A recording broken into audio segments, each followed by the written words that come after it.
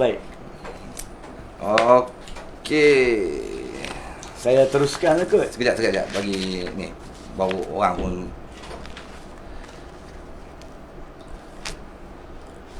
Ini yang dinamakan masalah teknikal ya. Yang tidak boleh dielakkan.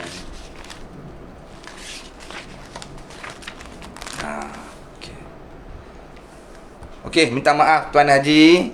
Ada masalah teknikal di sini. Tak tahulah macam mana yang datang teknikal tu. Selalunya okey je. Tak ada masalah. Okey Haji. Ya. Tolong sambungkan tadi kat mana yang kita berhenti tadi. Saya percaya bila kita berhenti tadi, kita nak menjawab soalan yang diajukan oleh saudara Fadli, iaitu kenapa yang permintaan darurat pertama ditolak dan kenapa permintaan darurat kedua diterima, dan adakah ianya betul ataupun boleh dipersoalkan dari segi perlembagaan. Jawapan saya yang kita berhenti adalah tidak ada masalah. Sebab kata kuncinya bukan nasihat. Kata kuncinya adalah kepuasan hati. Pada bulan Oktober, Agong tak puas hati bahawa cuma darurat satu-satunya cara untuk membendung COVID-19. Sebab kita sudah gunakan pun PKP pada masa itu dengan jayanya. Dan kalau ada apa-apa permasalahan dalam kenaikan COVID-19, bukan kerana tiada kuasa untuk membendung di bawah akta, tapi disebab keadaan-keadaan seperti salah campur urusan politik dan sebagainya. So perkara ini besar kemungkinan ada dalam minda Agong. Ya.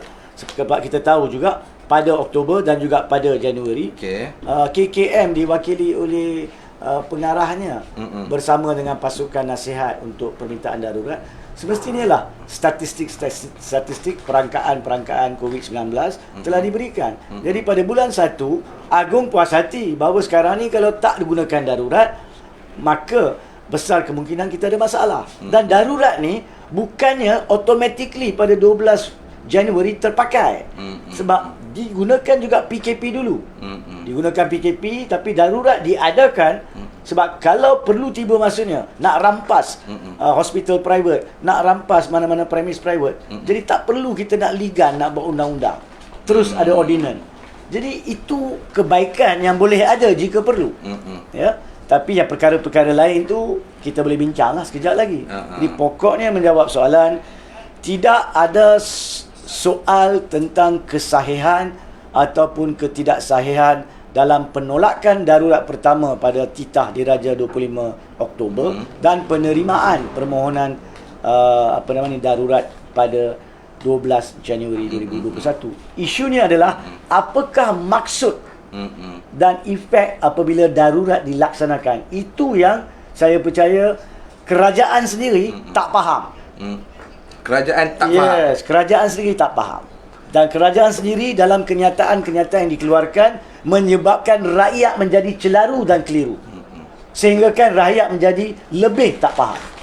Saya celah sikit. Boleh, please. Tuan Haji pakai perkataan kerajaan tak faham. Ya. Siapa yang patut dan wajib memahamkan kerajaan tersebut? Kalaulah mereka, tanggungjawab siapa? Kalau mereka bersandarkan kepada fakta bahawa Agong mengisytiharkan darurat selepas dia berpuas hati di atas nasihat Perdana Menteri, maka orang yang patut faham adalah Perdana Menteri dan jemaah menterinya. Itulah dia maksud saya kerajaan. Kalau mereka yang minta pun tak faham, macam mana rakyat nak faham? Jadi balik kepada sumber dia, asas dia. Siapa yang gatal nak minta darurat? Okey, kerajaan. Jadi yang gatal itulah kena faham. Dan kalau mereka sendiri dalam kenyataan-kenyataan mereka menunjukkan mereka tak faham, maka salah terletak kepada pihak Perdana Menteri dan jemaah menteri untuk memberi jawapan kenapa jadi celaru. Sehingga kan semalam 24 Februari 2021 ke bawah Duli Yang di-Pertuan Agong terpaksa mencemar Duli. Tak perlu Agong nak bagi faham. Sepatutnya rakyat faham. Dan rakyat faham sekiranya kerajaan faham. Pihak-pihak berkenaan faham. Tapi sampaikan rakyat celaru sekejap. Sampaikan rakyat celaru, Agong terpaksa mencemar Duli. Pasal tu saya kena sentuh. Kita kena sentuh dengan tepat di sini siapa punca kecelaruan. Punca kecelaruan. Saya tak faham. Contoh. Saya tak faham tentang perundangan ataupun perlembagaan. Tempat rujukan saya Tuan Haji Hanif Batri. Saya minta nasihat, pandangan atau whatsoever. Okey, kalau dari sudut kerajaan pula, mesti juga kerajaan itu ada tempat sumber untuk meminta nasihat. Sebelum dibawa perkara itu kepada Kebawah Tuanku, siapa yang patut menasihati? Dari segi konsep simple dia, konsep perlembagaan dia, kerajaan diberi nasihat oleh peguam negara. Okey. Itu dinyatakan dalam perlembagaan, perkara 145. Salah satu daripada tiga tanggungjawab peguam negara adalah untuk menasihati kerajaan. Tapi pokoknya di sini jangan pula kita salahkan peguam negara. Sebab jangan kita lupa, dalam keadaan bila sesebuah kerajaan itu khawatir dengan survivalnya, khawatir dengan kemandiriannya, maka wujudlah si bijak pandai Pak Pandir ni yang cuba memberi nasihat-nasihat yang separuh masa di keliling Perdana Menteri yang menyumbang kepada ketidakpahaman itu.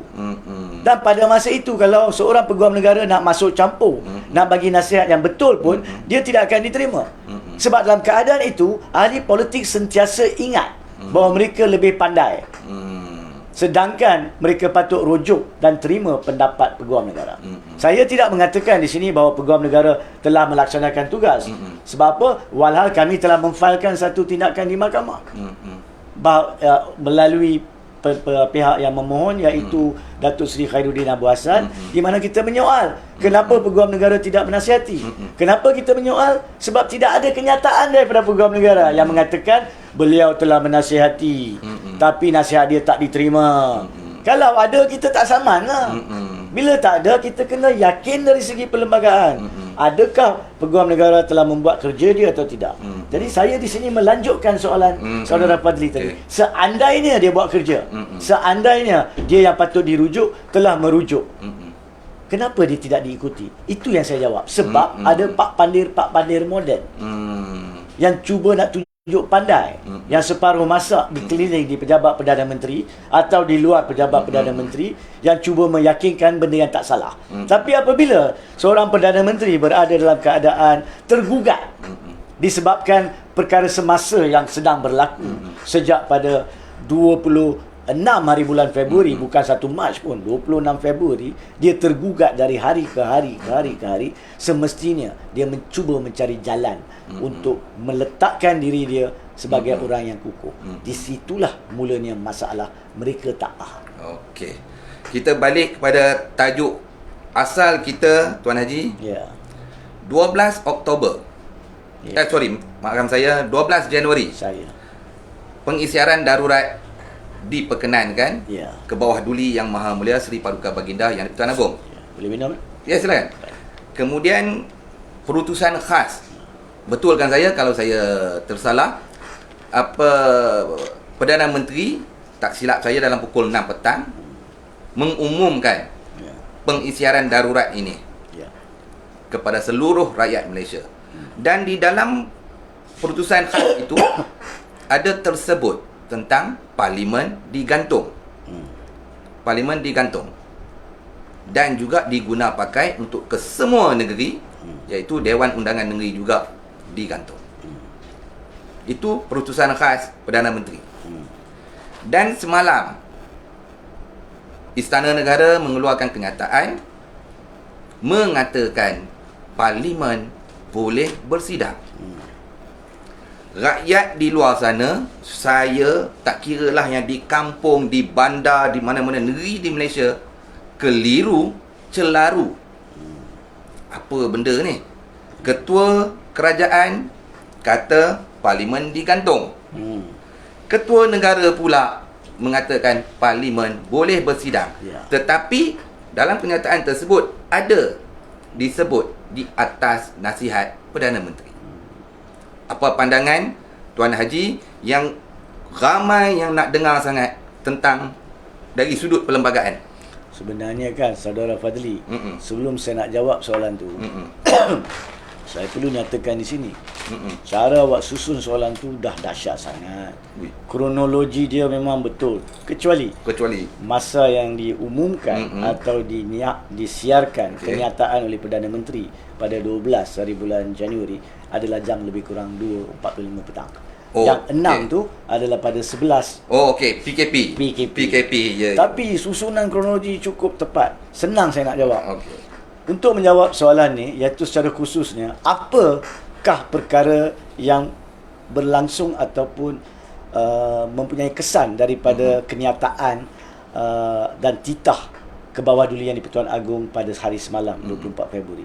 Pada dasarnya ada dua benda dan kita kena kupas dua-dua ni secara betul. Yang pertamanya, seperti yang ditanya, kenapakah ke bawah dulian di-Pertuan Agong terpaksa membuat kenyataan yang betul dan tepat bahawa Parlimen tidak digantung semasa darurat. Itu yang pertama.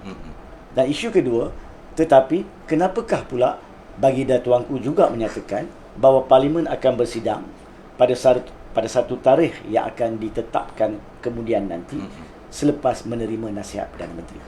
Jadi kita akan sentuh dua-dua, tapi satu demi satu supaya orang faham. Supaya faham, ya. Yang soalan pertama tadi atau isu pertama, kupasan pertama, kenapa Agong terpaksa keluarkan kenyataan, itulah yang saya sentuh tadi. Disebabkan ke bawah dulian di-Pertuan Agong, bila dilihat sejak tempoh sebulan setengah ni, hampir 6 minggu selepas diisytiharkan darurat pada 12 Januari 2021, dan dia lihat ramai dalam sistem tadbir urus negara dan of course dalam masyarakat biasa keliru. Betul ke Parlimen digantung? Betul ke Parlimen kena digantung? Dan bila ke bawah dulian di-Pertuan Agong diberi nasihat oleh pegawai-pegawai di istana, menampakkan bahawa tidak ada orang yang menjawab daripada kerajaan dengan betul untuk menyahkan salah faham ini, maka ke bawah dulian di-Pertuan Agong terpaksa mencemar duli. Itu yang saya kata, dia mencemar duli. Dia tak perlu pun, sebab pada hakikatnya kita semua tahu Agong tidak masuk dalam arena politik. Walaupun ini tanggungjawab beliau darurat, tapi beliau tidak boleh, Baginda Tuanku tidak boleh nampak seolah-olah dia hendak masuk medan politik. Dan Baginda Tuanku tidak berhasrat nak buat kenyataan. Tapi apabila kerajaan beliau, kerajaan Baginda Tuanku, pihak berkuasa Baginda Tuanku tidak pandai menguruskan perkara yang asas sampai rakyat celaru, maka tanggungjawab balik kepada Baginda Tuanku. Itu sebabnya Baginda Tuanku keluarkan kenyataan itu. Itu yang pertama. Yang keduanya berkaitan isu pertama, kita telah sentuh sebelum ini pun. Darurat tidak mewajibkan Parlimen digantung. Saya dah sebut banyak kali. Ramai akademik di luar dah nyatakan. Tidak ada mana-mana peruntukan perlembagaan yang mengatakan kalaulah darurat diisytiharkan, maka Parlimen wajib gantung. Tak ada. Tak ada.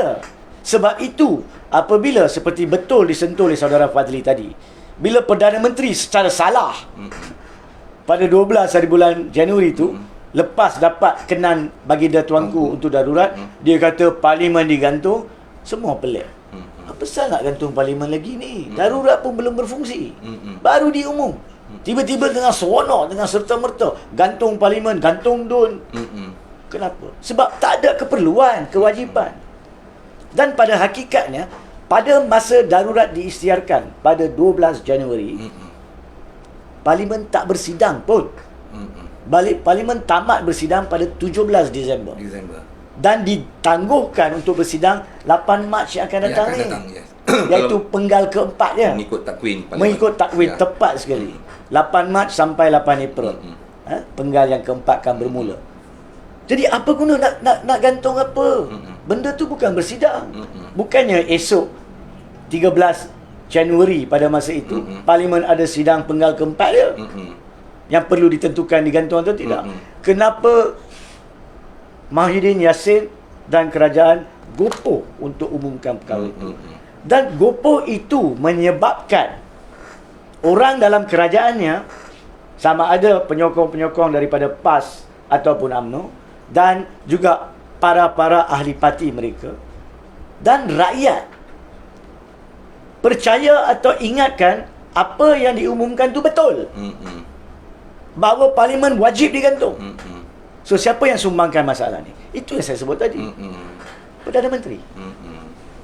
Benda yang salah.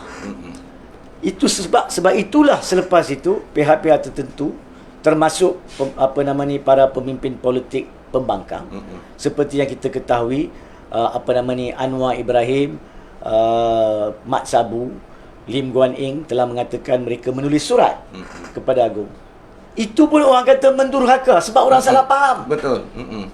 Nampak tak? Betul. Bila kita patah balik sekarang dan kita tengok apa yang berlaku, kita tidak boleh lari pada hakikat. Orang salah faham.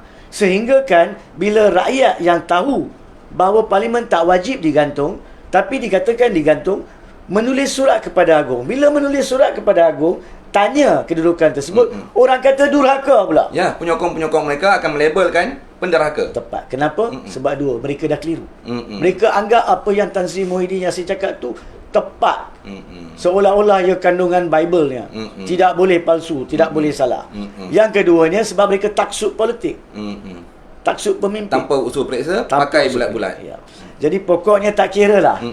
Anwar Ibrahim ke Lim Kit Siang ke Mat Sabu, yang betul adalah betul. Tulisan surat mereka kepada Agong meminta persidangan parlimen diadakan atau bertanyakan tentang perkara darurat tersebut bukan mendurhaka pun. Dan nampak tak antara sebab yang mendorong kepada Agong terpaksa mencemar duli membuat kenyataan adalah kerana dia tahu rakyat sampai tanya dia tulis surat. So kenapa dikatakan durhaka? Itu nombor 2. Nombor 3, berkaitan dengan kenyataan ke bawah duli yang di-Pertuan Agong tu, adalah juga muncul kerana dalam gopoh kerajaan untuk melanjutkan niat jahat mereka. Dan saya sentuh di sini, niat jahat mereka, asas kenapa mereka pohon darurat itu, yang kita akan sentuh sebentar lagi, menyebabkan mereka wujudkan ordinan darurat 2021 yang berkuat kuasa mulai 12 Januari 2021, di mana mereka menyatakan di Seksyen 14 ordinan tersebut. Seksyen 14 dalam kurungan 1 A kecil mengatakan peruntukan khusus tentang penggantungan, tentang pemanggilan, penggantungan atau prorok parlimen tidak mempunyai kesan semasa darurat. Diwujudkan Seksyen 14 tersebut ni, saya nak rakyat faham. Bunyi undang-undang, tapi kalau kita dengar dengan betul, kita boleh faham. Apa maksudnya? Kita kena rujuk balik kepada perlembagaan. Kita kena keluar daripada topik darurat. Pada masa biasa, siapa yang boleh panggil parlimen, siapa yang boleh gantung parlimen ataupun prorok dan parlimen adalah Agong. Di bawah perkara 55. Kalau bukan darurat. Kalau bukan darurat. Okey. Tapi bila dinyatakan oleh Agong, seperti yang saya cakap tadi, walaupun tidak dinyatakan atas nasihat Perdana Menteri, di bawah perkara 40 dibaca bersama dengan 55, setiap tugas perkara 40. Ya, setiap tugas rasmi Baginda Tuanku, melainkan diletakkan khusus kepada Baginda Tuanku, adalah atas nasihat Perdana Menteri ataupun Jemaah Menteri yang bertahan. So, perkara 55 nak panggil parlimen, nak gantung parlimen, nak bubar parlimen, adalah atas nasihat Perdana Menteri kalau pada zaman biasa tanpa darurat. Tanpa darurat. Nampak tak? Pasal itulah, kalau kita ingat masa ada isu tentang nak naik atau nak turunkan usul undi percaya, Speaker Ad Harun pernah bagi tahu bahawa tarikh penetapan adalah di atas permintaan ketua kerajaan, iaitu Perdana Menteri. Tarikh ditetapkan atas nasihat Perdana Menteri.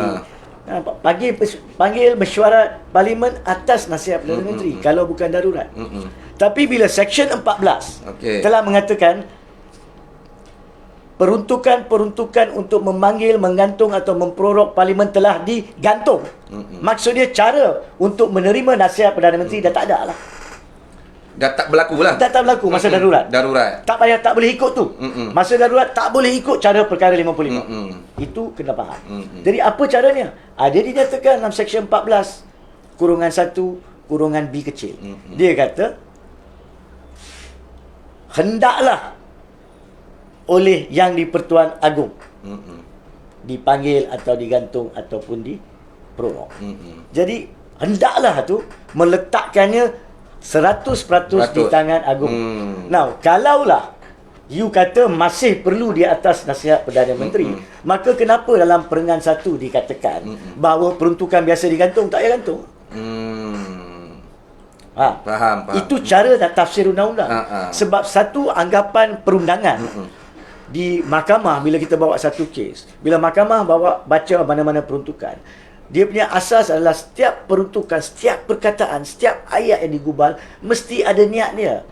Parlimen ataupun enactment tidak digubal untuk bermain-main sahaja tanpa tujuan.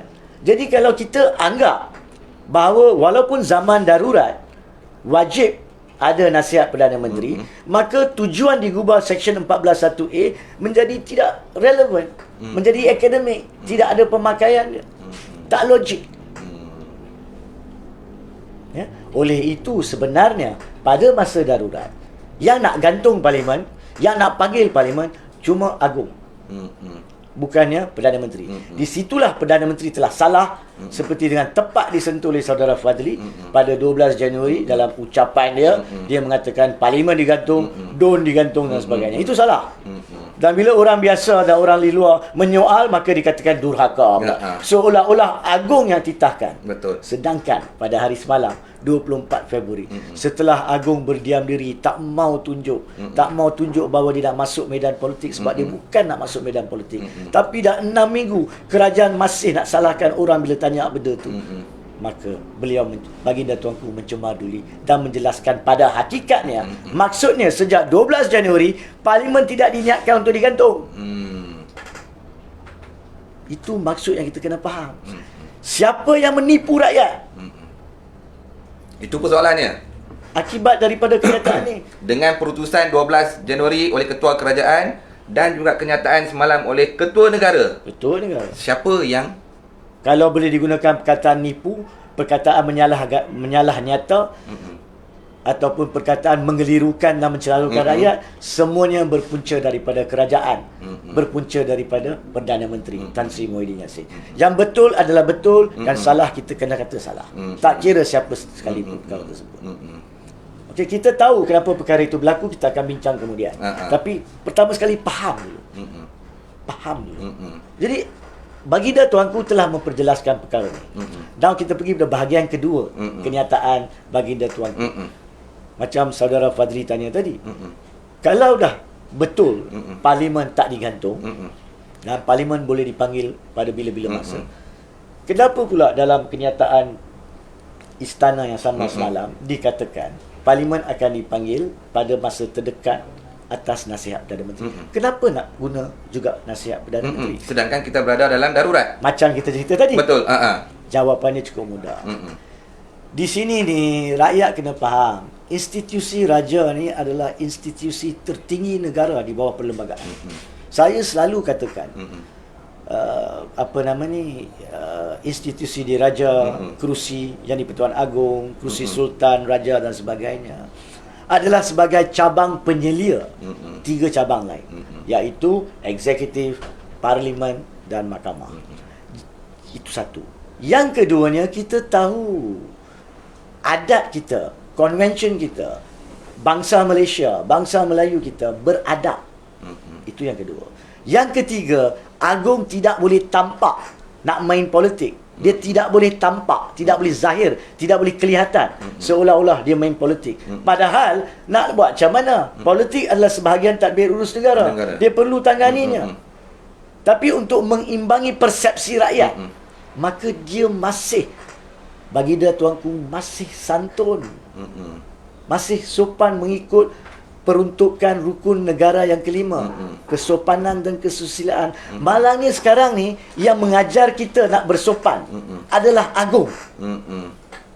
Kita sendiri di Alamaya dan di tempat-tempat lain kita dah hilang kesopanan. Betul, saya setuju. Tapi alhamdulillah Agong sendiri melalui kenyataan semalam menunjukkan kesopanan. Kenapa saya cakap macam tu? Sebab Agong tahu apa yang dia cakap. Pada masa darurat Parlimen tak digantung, tapi yang boleh panggil Parlimen di bawah Seksyen 14 seperti yang dirujuk dalam kenyataan istana tersebut, di bawah Seksyen 14, sebenarnya dia, baginda tuanku. Kenapa dia cakap atas nasihat Perdana Menteri? Sebab baginda tuanku masih bersifat sopan. Dalam bahasa mudahnya, beliau mengatakan, kalau saya boleh bantu jelaskan, weh Muhyiddin, hang dah tipu dah hari tu. Aku nak kena jelas. Aku dah jelas. Faham-fahamlah. Buatlah kerja. Mai nasihat aku, suruh buat Parlimen. Kalau ikut takwim asal 8 Mac. 8 Mac. Mailah esok bagi tahu supaya hang tak nampak bodoh, hang tak nampak pentingkan diri sendiri. Aku nak basuh lagi muka ke hang. Itu bahasa Penangnya. Bahasa Penang. Patut menyembah, minta ampun sekiranya bukan niat untuk mencemaduli atau menghina, tapi untuk memberi faham kepada rakyat dia. Benar. Bahawa apa yang Agong lakukan semalam cuma untuk melangsungkan, melurungkan kesopanan kepada seseorang yang mungkin pada haknya bukan lagi Perdana Menteri, tapi sebab masih menduduki kerusi Perdana Menteri, secara teknikalnya masih perlu diberi kesopanan untuk memperbetulkan kesilapan. Jadi rakyat jangan faham atau jangan salah faham, bahawa Agong, kalau betul Parlimen Agong yang boleh panggil, maka bila Agong cakap atas nasihat Perdana Menteri, Agong pula salah. Agong bukan salah. Agong sopan. Itu yang apa yang Haji terangkan tadi adalah celaru. Siapa yang mencelarukan pemikiran rakyat 32 juta rakyat Malaysia ni? Kerajaan. Sekejap A, sekejap B, sekejap A. Hinggakan ke bawah duli Yang Maha Mulia Seri Paduka Baginda terpaksa menjelaskan kepada seluruh rakyat. Kita sebenarnya patut malu dengan diri kita lah. Sampai Agong kita terpaksa mencemar-duli berulang kali tau. Ini bukan kali pertama. Kalau dilihat sebelum daripada ini, apabila Muhyiddin Yassin dan pemimpin-pemimpinnya lari sampai ke Istana Pekan pada 23 Oktober untuk minta darurat pertama, Agong masih sopan, santun. Dia tak beri keputusan menolak terus.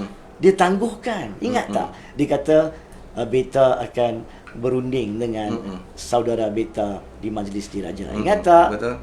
Bukan dia tak boleh buat keputusan sendiri. Perlembagaan benarkan Agong buat keputusan sendiri. Tapi sopan, santun, tidak hendak memalukan Perdana Menteri.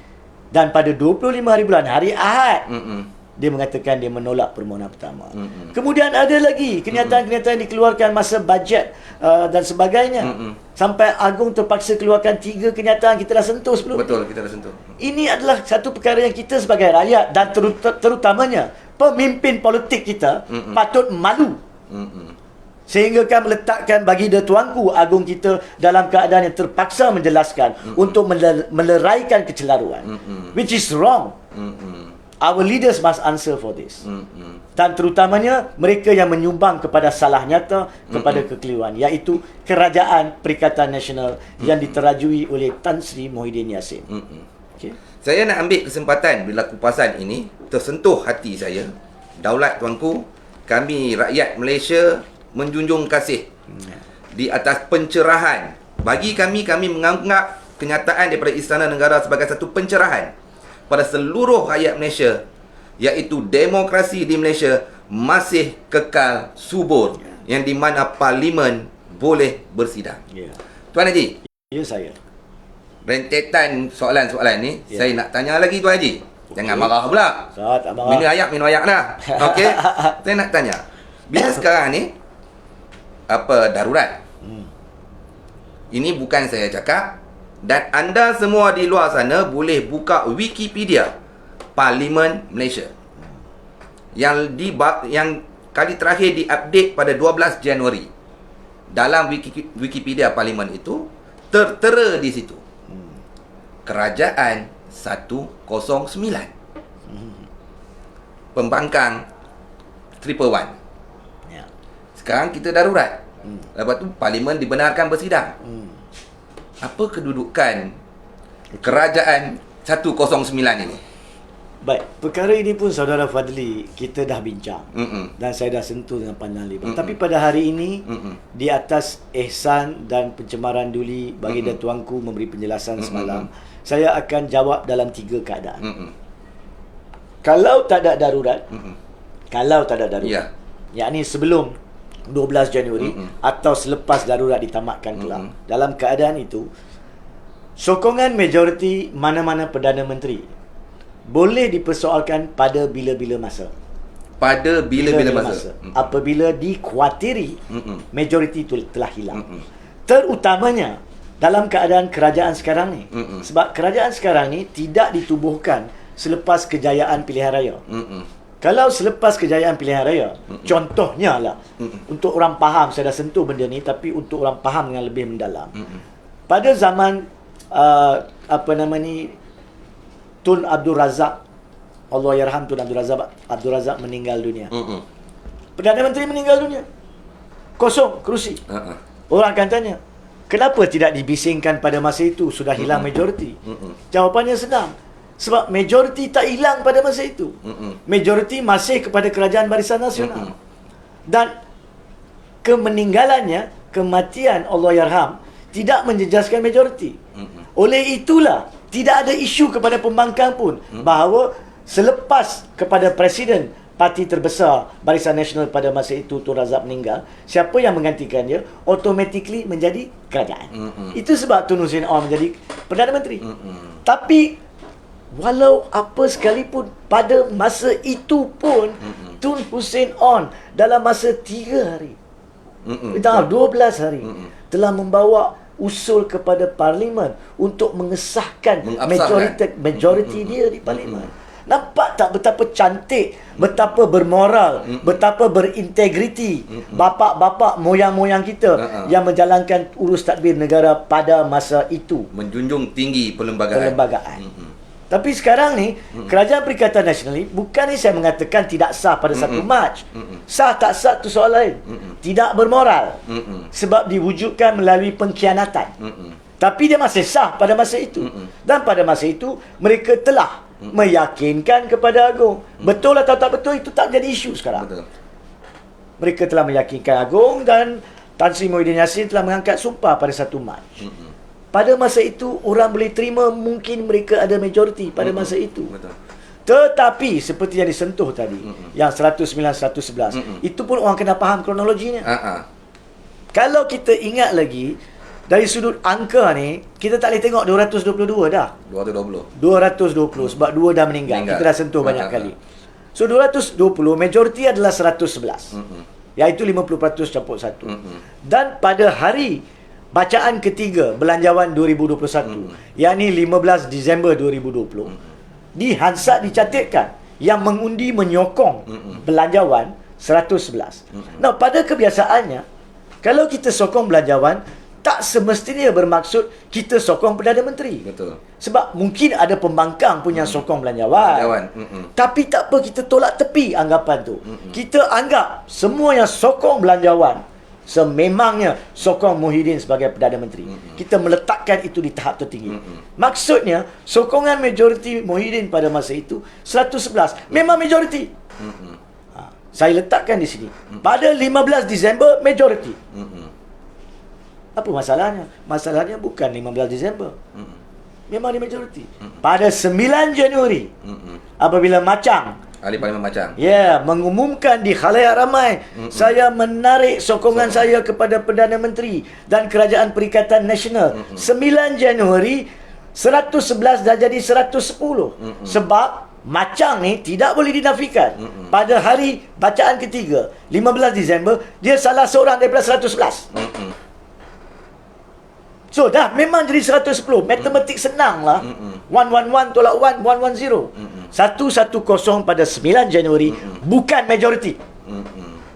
Dalam bahasa biasa, tak perlu nasihat peguam negara pun. Nak kalau boleh tanya budak tadika. Mungkin ambil nasihat budak tadika. Boleh. 110 is not a majority. Jadi pada masa itu, menurut peruntukan perlembagaan yang kita cakap tadi, betul, setiap masa bila ada kekhawatiran majoriti, bila berlaku pada 9 Januari, secara terhormatnya mana-mana Perdana Menteri, apatah lagi Muhyiddin Yassin, patut terus menghadap Agong, katakan, tuanku, dia dah hilang sokongan majoriti. Bukan hilang. Saya khawatir. Saya tidak ada majoriti. Tidak ada majoriti dengan hilang sokongan, bahasa dia berbeza sikit. Jadi pada masa itu 50-50 lah. Tapi belum dapat majoriti, dah hilang majoriti. Dia patut bagi tahu kepada Agong. Pada 9 Januari. Sebab itu peruntukan perundangan. Peruntukan perlembagaan. 43 dalam kurungan 4. Apabila sudah ada kehilangan majoriti, maka tanggungjawab adalah untuk menghadap Agong untuk dua sebab. Sama ada minta bubar Parlimen atau meletak jabatan. Kenapa Perdana Menteri tak buat? Dan itu sebabnya pada 11, 2 hari selepas benda itu berlaku, dengan tergesa-gesa, dengan nasihat sembrono, nasihat separuh masak oleh Pak Pandir di keliling dia, jom kita bawa pergi darurat. Nampak tak? Itu sebenarnya mereka mempergunakan ketidakpahaman perlembagaan rakyat untuk salah guna bagi pihak kepentingan peribadi.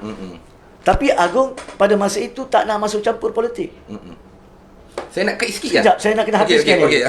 Jadi Agong masih dengan niat yang suci merujuk kepada alasan kedua darurat, iaitu COVID. Beliau tak bagi dia tuanku tidak perlu pada masa itu menyoal sampai mendalam, sebab sebagai ketua negara COVID pun problem. Betul. Dia tahu tanggungjawab tentang sokongan majoriti pun tanggungjawabnya. Jadi pada masa itu dia isytihar darurat bukan sebab bagi dia tuanku iktiraf Muhyiddin Yassin sebagai Perdana Menteri. Sebab di bawah perkara 150 tak perlu nasihat Perdana Menteri. Contohnya lah, Cik Fadli ni seorang yang kasyaf, boleh nampak nak jadi gempa bumi dan sebagainya. Satu hari bangkit dari mimpi lepas kena nasi gandak. Nasi gandak. Nasi gandak. Dapat ilham, dapat idea dalam mimpi. 2 bulan lagi pada tarikh sekian-sekian, satu Malaysia nak kena gempa bumi. Ni kena bagi tahu ni. Nak bagi tahu kepada ahli politik, saudara Fadli tak percaya dengan dia orang. Kecuali yang betul-betul negarawan yang telah bersara by then. Nak pergi mana? Aku nak pergi cari Agong. Cik Fadli pergi istana, ketuk pintu. Nasib baik pengawal pun kenal Cik Fadli yang kasyaf, bawa pergi jumpa. Dan bagi tahu kepada Agong pada masa itu. Pada masa itu Agong daripada Pulau Pinang. Dah ada dah. Okey. Jadi Agong mengatakan, apa masalahnya? Tuanku, saya percaya kita akan dilanda gempa bumi. Kita perlu pindahkan rakyat-rakyat kepada pulau-pulau tertentu, kecuali Pulau Pinang sebab dah sendat. So Agong boleh katakan, baik, beta pakai guna kuasa darurat di bawah 150. Walaupun awak bukan Perdana Menteri, tapi beta puas hati daripada maklumat yang diperolehi daripada sesiapa bahawa wujudnya kecemasan, kesihatan dan sebagainya. Beta yakin beta isytihar darurat.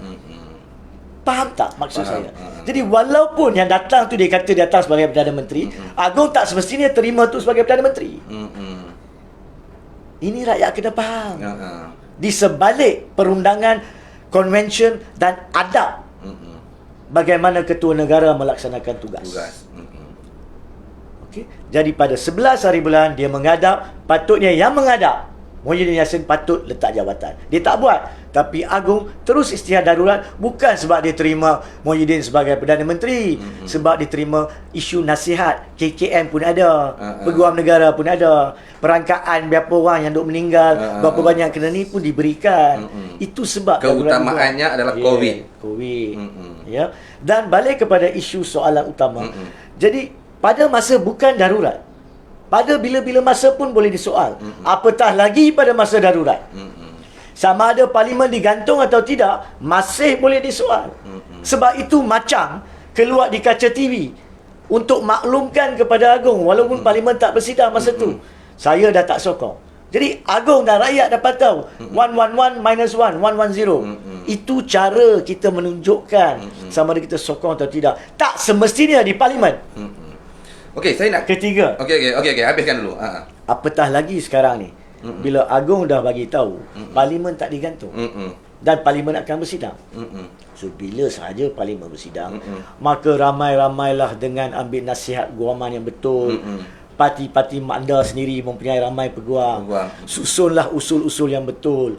Tulislah dengan betul kepada Azhar Harun sebagai speaker. Beliau sendiri mengatakan, Azhar Harun, to be fair to him, dia sendiri mengatakan pengantungan parlimen yang disalahfaham tu adalah salah. Selepas itu Azalina Ahmad Said pun menyoal. So mereka pun faham tanggungjawab parlimen mereka. Dan sekarang ni selepas 9 Januari, pada 12 hari bulan Januari, pada jam 2 petang kita tahu, 2:30 petang kita tahu, Nazri Aziz pada Rengas mengumumkan dia tak sokong. So sekarang ni bukan tak ada majoriti, kerajaan minoriti. Itu pasal ayat dia penting. Daripada kerajaan majoriti, hilang majoriti, jadi minoriti. 109 is a minority government. Dia perlu dapat persetujuan semua pihak dalam parlimen. Masih nak tak kerajaan minoriti? Tak nak, buang. In fact dia patut letak jawatan. 24 Februari. Itu beza pemimpin yang mempunyai prinsip, yang menjunjung tinggi perlembagaan. Ya. Okey, saya dah Haji seperti mana Tun Hussein On. Ya, Tun Hussein On. Seperti mana Tun Mahathir dan juga Ibn Pak lah. Apabila dia mengambil alih daripada Tun Mahathir, pada dalam tempoh 3 hari dia pergi parlimen untuk dapat pengesahan, walaupun dia cuma menggantikan sebagai Presiden Barisan Nasional yang tidak ada isu. Okey. Okey, saya nak crackkan balik bila Tuan Haji kata tadi tentang 9 Januari selepas ahli Parlimen Macang mengumumkan menarik sokongan daripada Perdana Menteri dan Kerajaan Perikatan Nasional. Ya. Jadi waktu itu dah hilang majoriti. Betul. 11 hari bulan 12 hari bulan sebelum penyiaran darurat itu.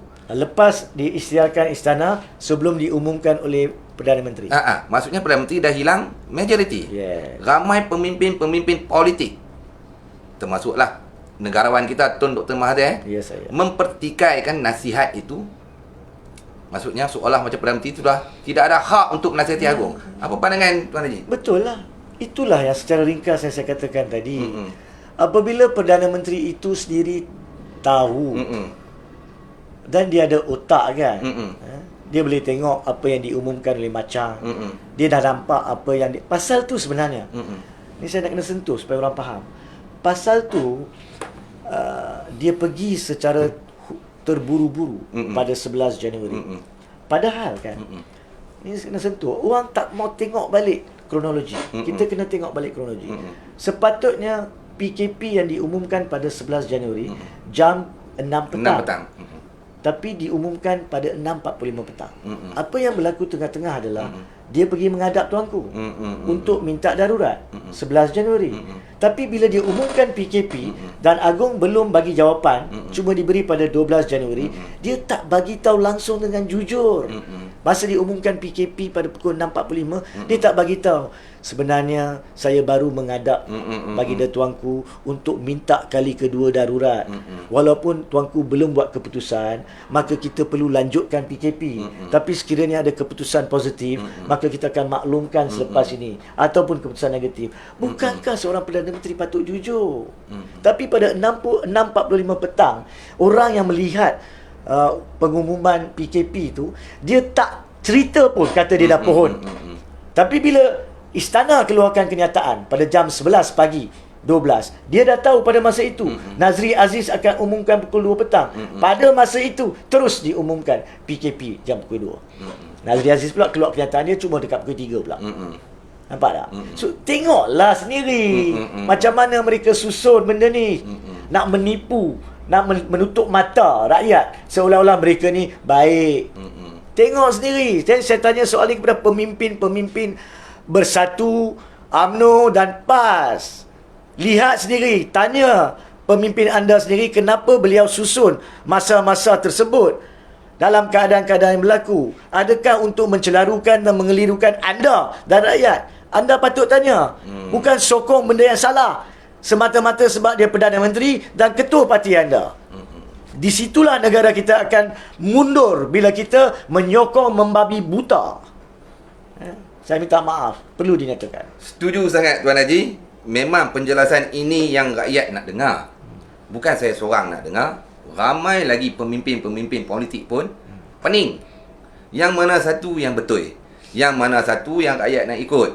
Tapi syukur Alhamdulillah, di atas kebijaksanaan ke bawah duli Yang Maha Mulia Seri Paduka Baginda Yang di-Pertuan Agong telah meredakan cakap-cakap persepsi-persepsi negatif tentang kerajaan, tentang parlimen digantung dan sebagainya.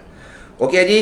Sebelum tu, untuk rumuskan jawapan tadi, sebab ramai yang masih keliru tadi berkenaan kenapa Agong nak masih nak tunggu nasihat Perdana Menteri. Macam mana kita telah jelaskan, bukan kerana undang-undang memerlukan, bukan kerana perlembagaan memerlukan, bukan kerana Seksyen 14(1) Ordinan Darurat 2021 memerlukan. Bukan. Di atas kesantunan istana. Itu sahaja. Dan percayalah, kalau Tan Sri Muhyiddin Yassin tidak dalam beberapa jam lagi, beberapa hari, paling lewat seminggu lagi, tidak berjumpa dengan Agong, saya yakin sebagai rakyat Malaysia ke bawah duli Yang di-Pertuan Agong akan buat apa yang dia tahu dia boleh buat secara peribadi. Dia sendiri boleh panggil parlimen. Jadi tunggu je lah. Tapi kita nak seorang bekas Perdana Menteri ataupun Perdana Menteri yang akan menjadi bekas Perdana Menteri yang bermaruah. Dia sendiri buat apa yang dia patut buat. Itu saja. Terima kasih di atas kupasan yang cukup mudah faham.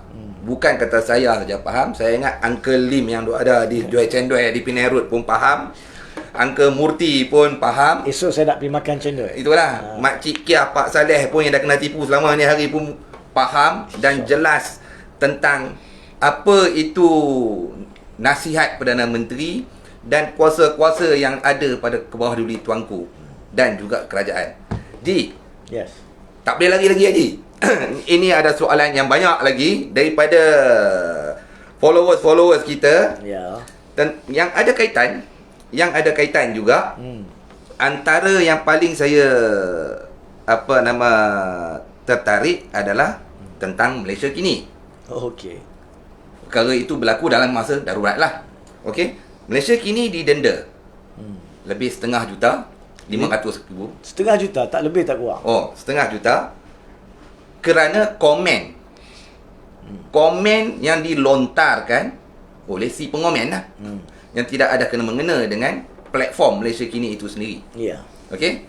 Saya nak tanya Haji ni pasal saya pun risau juga. Iyalah. Yang tukang komen ni banyak juga. Ada yang menyokong, ada yang hashtag PDRM lah, yang marah pun ada. Yang mana yang hashtag PDRM, tolong hashtag 100 kali sebab PDRM akan menyiasat dan akan memaklumkan kepada anda yang menghashtag, jangan bodoh nak hashtag sebab ini perkara yang berilmiah untuk dibincangkan. Tolong hashtag. Jadi kepada Muhammad Romli 2 kali hashtag PDRM, buat 100 kali.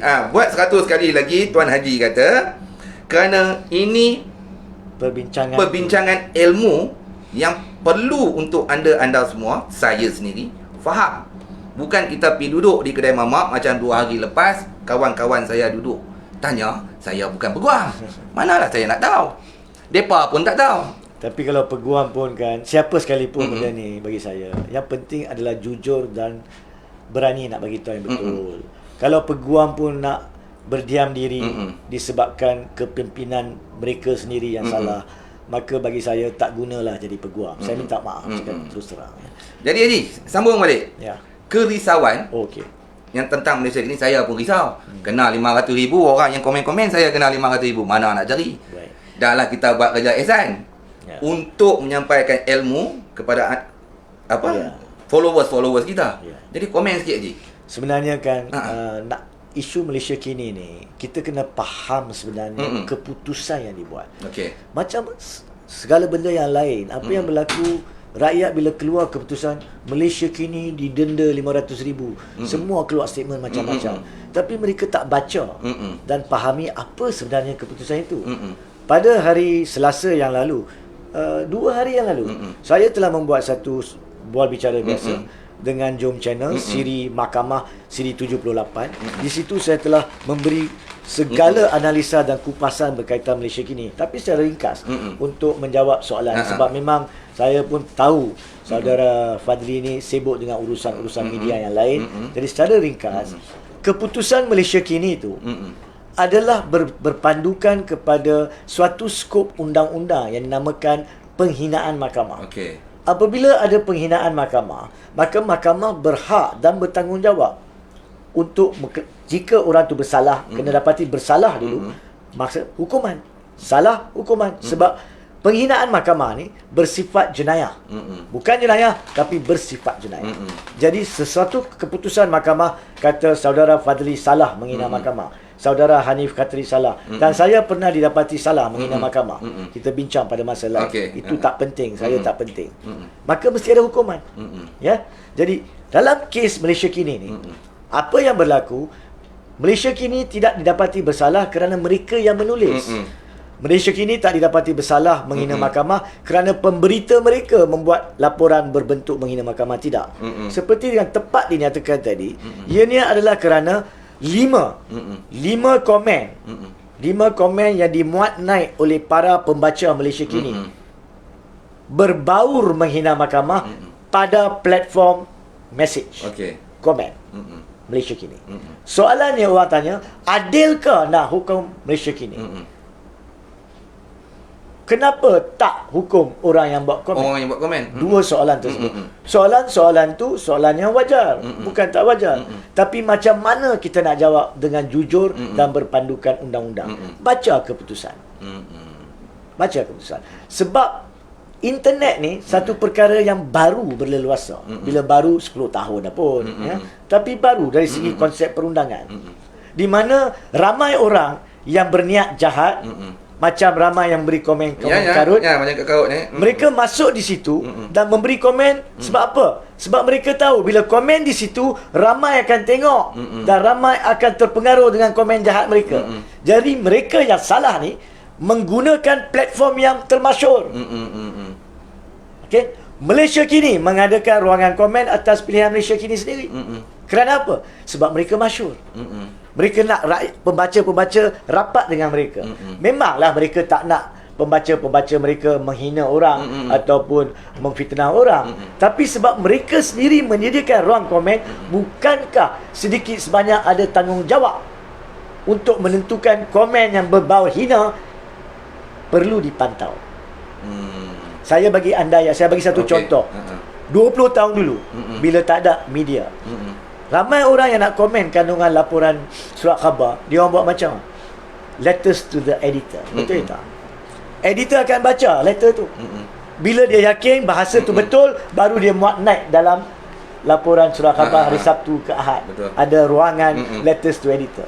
Bukankah dia pantau? Itu sahaja mahkamah kata.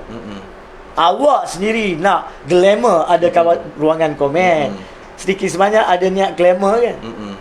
Sekali dengan keuntungan glamour tu, awak bertanggungjawab di atas liability.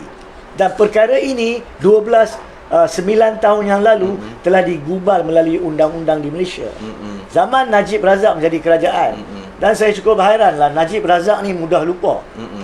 Sebab masa Najib Razak menjadi kerajaan Perdana Menteri pada tahun 2012, kerajaan dialah yang masukkan seksyen itu dalam Akta Keterangan. Seksyen 114 huruf besar A yang mengatakan walaupun portal itu menyediakan ruang, portal itu tak menulis, orang lain yang memasukkan komen pada portal itu boleh dianggap satu anggapan dicipta di bawah undang-undang bahawa portal itu yang menulis anggapan. Sebab apa tahu? Sebab orang yang masukkan ni kebiasaannya fake account. Betul, fake account. Kebiasaan. Saya setuju. Memang boleh dicari. Mungkin boleh cari 2 tahun lagi, 3 tahun lagi, 2 bulan lagi. Tapi yang membiarkan fake account ni mengambil peluang menghina orang, menghina mahkamah, memfitnah orang melalui ruang komen tersebut, anda boleh dianggap anda juga adalah penerbit. Melainkan anda boleh buktikan kepada mahkamah bahawa anda telah menggunakan segala apa yang boleh untuk menentukan benda itu tidak berlaku.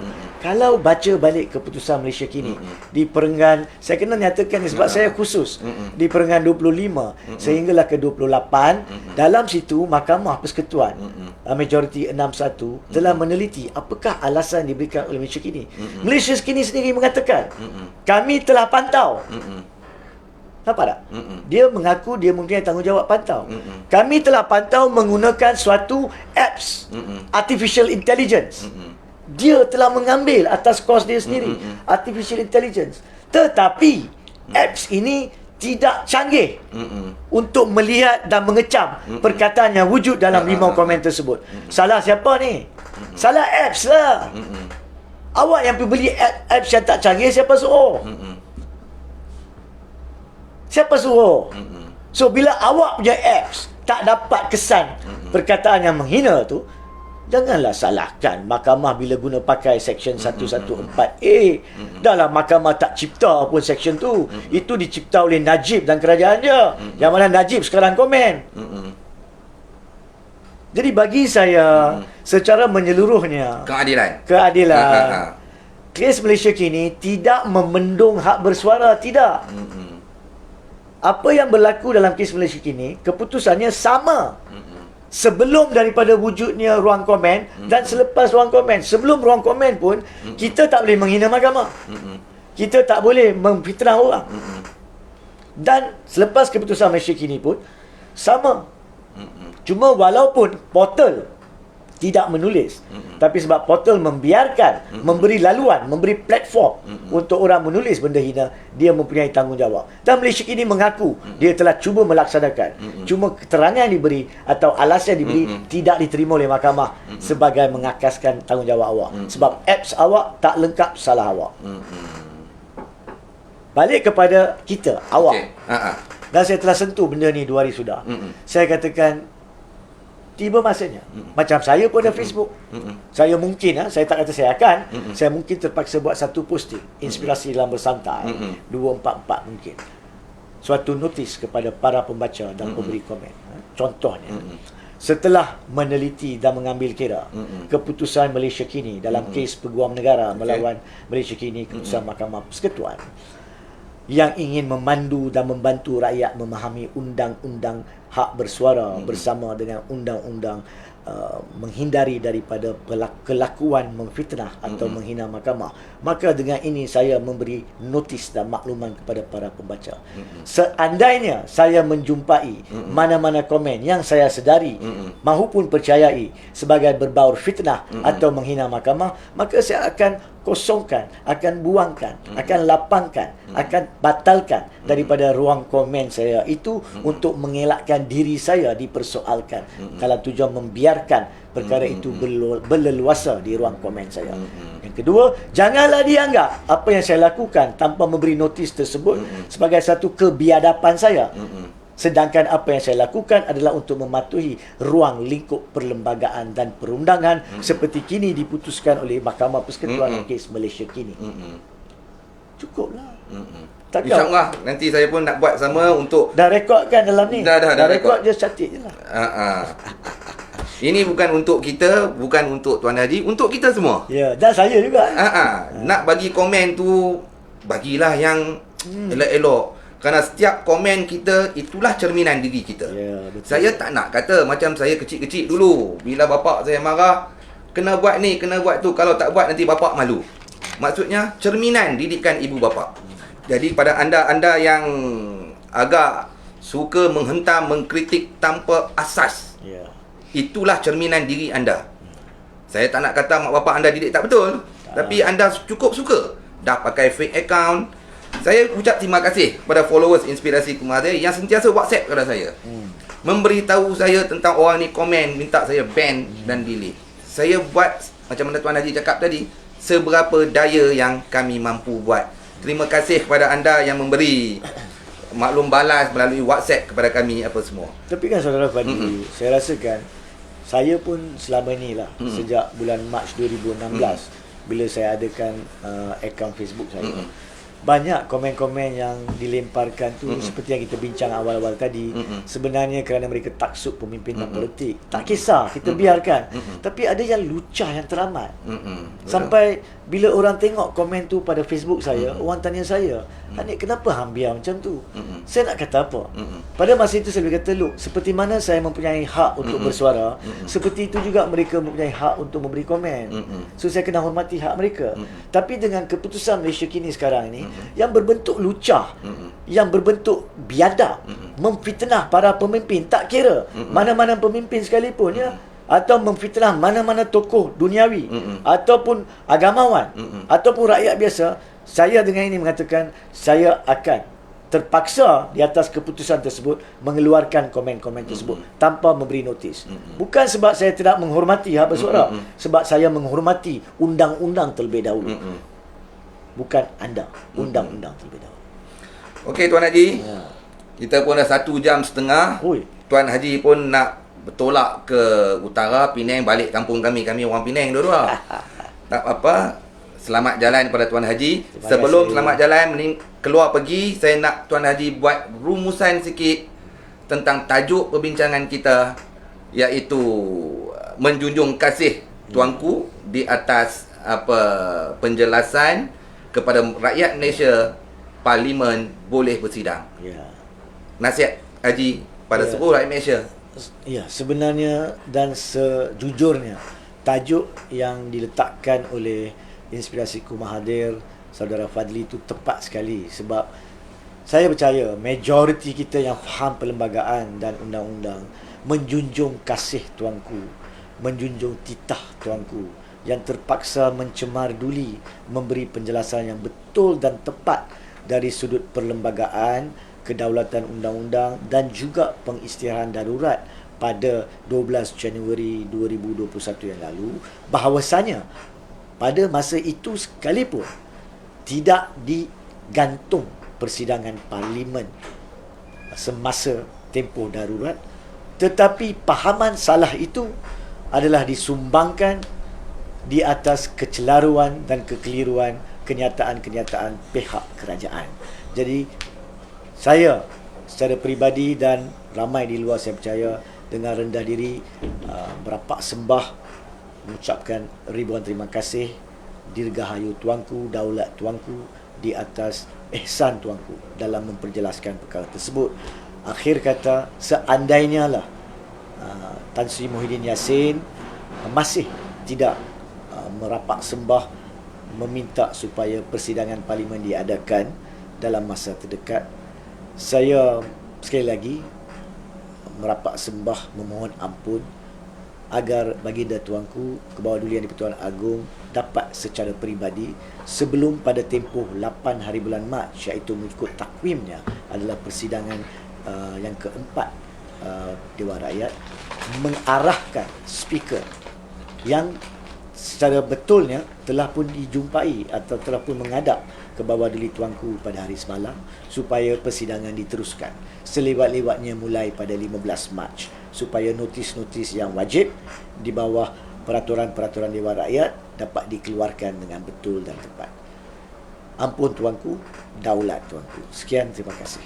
Terima kasih kepada Tuan Haji Hanif Katri kerana menyampaikan ilmu. Ilmu ni dia tak ada limit. Dia tak ada garis sempadan. Boleh bercakap tentang ilmu certain kawasan, certain area. Apa yang Tuan Haji sampaikan, apa yang saya usahakan, bukan untuk diri syok sendiri, tetapi untuk pengetahuan seluruh rakyat Malaysia. Kerana penerangan demi penerangan tentang perlembagaan, apa itu undang-undang, apa itu perlembagaan, apa itu kuasa Perdana Menteri, apa itu kuasa yang di-Pertuan Agong, jarang sekali kita dapat dengar ataupun daripada pengamal undang-undang untuk memberi kupasan kepada kita. Yang baik hanya datang daripada Allah, yang jahil hanya datang daripada kami semua. Mohon ampun dan maaf jikalau ada tersalah bahasa, terkasar bahasa, tersilap kata kami berdua pada hari ini. Terima kasih di atas perhatian anda. Sampai jumpa lagi. Sama-sama kita doakan Tuan Haji Hanif Katri kita selamat pergi menjalankan tanggungjawab beliau di Pulau Pinang dan kembali menikmati nasi kandar dan roti canai. Ya, itu yang terbaik. Nasi kandang ikan bawai saja mai awal. Sekian, Assalamualaikum warahmatullahi taala wabarakatuh.